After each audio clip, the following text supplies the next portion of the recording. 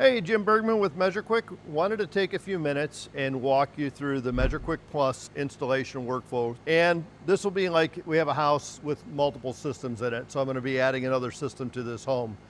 The first thing we want to do when we do this process is a couple things. Number one, this is notice after the evacuation. So evacuation's done, the wiring's done, the thermostat's installed, the service valves are open, and the system is started and running, right? And so you can see right here, it's about 62 degrees in the shop. I have my thermostat set down to 54 degrees, 54 degrees, so that the cooling is going to continue to run the entire time that we're operating.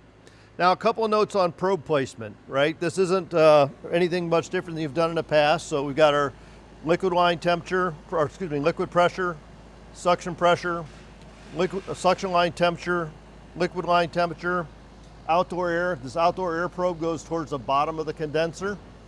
And then on the inside, we've got a couple of probes here. We've got a return air temperature sensor that goes on the inlet to the grill. So we want the primary return, right? We're always trying to measure from inlet to outlet. So if this ductwork ran through an attic, I'd want to be able to pick up things like duct leakage in the software. We can do that with MeasureQuick.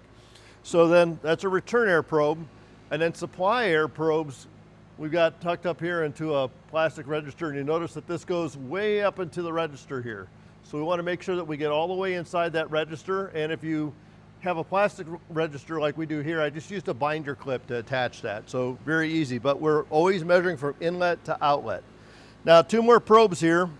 Down at the bottom here, we have a static pressure probe, and this static pressure probe gets mounted after our filter. So I have a filter and a grill here. So I'm measuring total external static pressure across the air handler. So return air one here, supply air up in the ductwork and the supply. Now, if there's a furnace, they're going to be different mounting locations.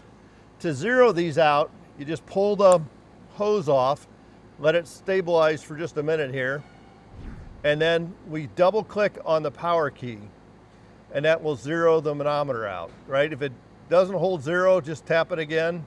Sometimes they drift a little bit. And now it's holding zero, and we'll go ahead and we'll put that on place. So the hundredths place really doesn't matter. We're more concerned with the tenths on there. So now I've got a static pressure reading. So now all my probes are hooked up on the system where they got to go, 9 of them, right? High pressure, low pressure, liquid line, suction line, outdoor air, supply air, return air, and 2 manometers. And once all those are in, we're pretty well ready to go. So now I'm going to start my project. So I'm dispatched from ServiceTitan. I'm going to tap on ServiceTitan. It's going to pull in the customer information, so you won't have to enter that in. I'm going to tap Create New Equipment. It's a cooling project, and I'm going to go ahead and select the Install Workflow. Now, in this case here, we need to profile the system, so I'm going to hit Continue, and I'm going to add Cooling Only. And I took a couple photos ahead of time, but we'll go ahead and capture them real quick here.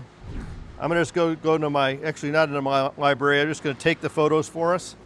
So down here, I'm gonna get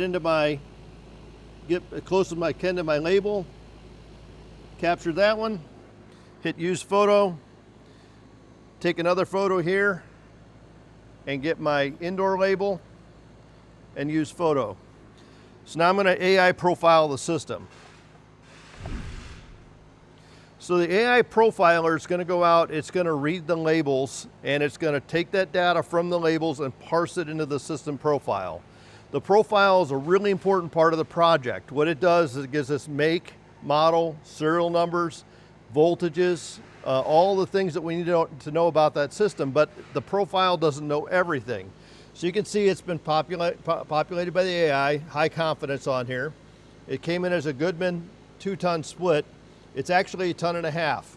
The profiler can make mistakes, so you do need to verify things on there. It's 410A, 13/16 SEER is fine. It's not a TXV, however. If we come over here, we look at our metering device. This is a piston metering device, and I have the tag put on here, the 51 tag, to say what piston's been installed in there. So that piston, we need to change this to a piston. Now, when we change this to a piston, that's going to automatically calculate superheat targets for the piston, and we have a subcooling target runs in the background. If you have a TXV, then you'd input the manufacturer's target from the condensing unit onto the system. So let's continue reviewing this. So it got Goodman, that's okay. Voltages look good. We have a 16 by 25 by 1 filter. And if you do take a photo of the filter in a profile, before you profile the system, it'll pull the filter numbers in also. So now I've got my refrigerant set, my metering device set, I've got everything set up in my profile, and I'm ready to go to the next step. Now, photo documentation you can do if you want to do. In this case here, I'm going to skip this step, and you'll see that after verification, now we need to check our charge and our airflow. So now is when I go through my user interface. I can see my superheat here's in range. If I want to see my target, I just tap on it. You can see my target's superheat is calculated at 6.1. I'm at 9.1 degrees, so we need to be plus or minus 5 degrees on superheat. We're fine. I'm going to go into my indoor readings, tap the indoor twice. You'll see my airflow set at 560. Now this is a 1.5 ton system, so 600 CFM per ton. We're right there within 40 CFM. That's good. My temperature split's in the right range, so I know my airflow's good, my temperature split are good, my charge is good. So I'm ready to move forward. I'm going to hit continue, and I'm going to save the benchmark for future comparison. Now, what a benchmark is now that I got the charge optimized, I got the airflow optimized, you can see my pressures aren't like spot on, and neither's my airflow is not dead centered on there. It's showing us where we left that system. So when I hit continue here, you notice those target range shrunk way down here, and I got a benchmark of my static pressure, my superheat, and my airflow. So going forward now, I'm comparing all those readings to the day that it was installed. Hit dismiss here. Now I'm going to capture electrical measurements. So when I hit continue here, I got to power my meter, which is on, and I'm going to move my iPad over here just so I can get in here and make a measurement. So I'm going to clip this on here, and I'm going to take my 2 leads and get them onto the voltage source here and just hit start auto capture. You hear that chirp, and that chirp is my all my readings coming in. So you see I got my power, my voltage, my amperage all in one fell swoop there. I'm going to do the same thing here on my condensing unit. So I'm going to clip on either the black or the red lead because I want to measure power coming in. I'm going to scroll up here, put my 2 leads on to my contactor, hit start auto capture,